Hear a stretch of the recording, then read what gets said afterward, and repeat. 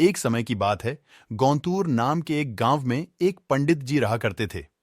उन्होंने एक साहूकार के पास 500 रुपये ये सोचकर जमा करा दिए कि जब उनकी बेटी की शादी होगी तो ये पैसे उनके काम आएंगे। देखते ही देखते समय निकलता गया और बेटी शादी योग्य हो गई। पंडित जी ने अपनी बेटी के लिए योग्य वर देखना शुरू कर दिया। उन्हें अपनी पुत्री के लिए एक लड़का पसंद भी आया, जिसके बाद पंडित जी साहूकार के पास अपने पैसे लेने गए। साहूकार ने उन्हें पैसे देने से इनकार करते हुए कहा, मेरे पास आपने कोई पैसे जमा नहीं कराए।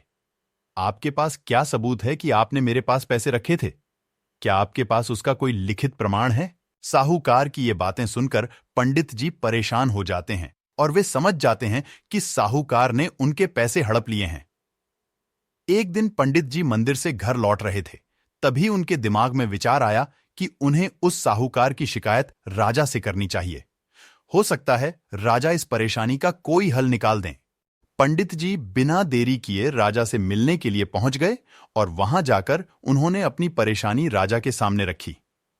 पंडित जी की बात सुनकर राजा ने कहा कि कल नगर के लिए हमारी सवारी निकलेगी, तुम उस समय उस साहूकार की दुकान के सामने जाकर खड़े हो जाना।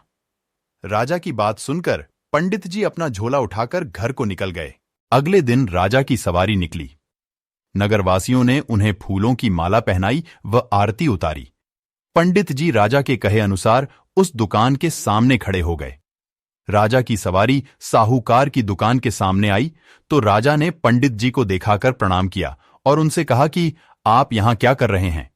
आप हमारे गुरु हैं, आप हमारे साथ बग्घी में चलिए। पंडित के बग्घी में बैठने के बाद साहूकार ने राजा की पूजा की और उन्हें फूलों की माला पहनाई। उसके बाद राजा की बग्घी आगे बढ़ गई। पंडित जी को कुछ दूर आगे जाने के बाद राजा ने बग्घी से उतार दिया और बोला कि मैंने अपना काम कर दिया है, अब आगे देखो क्या होता है। पंडित और राजा के संबंध को देखकर साहूकार सोच में पड़ गया और उसे घबराहट होने लगी कि कहीं पंडित उसकी शिकायत राजा से न कर दे। वह घर जाकर रात भर सो नहीं पाया। सुबह दुकान पर जाकर सबसे पहले साहूकार ने अपने मुनीम को पंडित जी को सहसम्मान दुकान में लाने के लिए कहा। मुनीम पंडित जी को ढूंढने निकल गया। कुछ देर बाद पंडित जी उसे नगर में एक पेड़ की छांव में आराम करते हुए नजर आए। मुनीम ने पंडित जी को कहा कि साहूकार ने उनको दुकान में लेकर आने के लिए भेजा है। मुनीम पंडित जी को सम्मान के साथ दुकान लेकर जाता है। साहूकार पंडित जी को आदर सम्मान के साथ बिठाते हुए कहता है, मैंने पुराने खाते की अच्छी तरह जांच की और उसमें आपने मुझे 500 रुपए दिए थे, इसकी जानकारी मिली है। यह पैसा पीछे 10 सालों से मेरे पास जमा है, जिस वजह से इसका ब्याज मिलाकर यह 12,500 रुपए हो गए हैं। फिर साहूकार उन्हें 13,500 रुपए देते हुए कहता है कि आपकी बेटी मेरी भी बेटी की तरह है, तो ये 1,000 रुपए मेरी तरफ से उसकी शादी के लिए हैं। साहूकार ने पंडित जी को 13,500 रुपए देकर बड़े ही प्रेम के साथ विदा किया।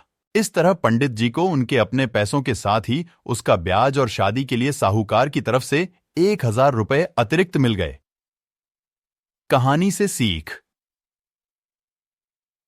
अगर कोई किसी को परेशान कर रहा है तो उसके सामने गिड़गिड़ाने की बजाय ऐसे व्यक्ति से मदद मांगे जो इस समस्या से उसे निकाल सकता है।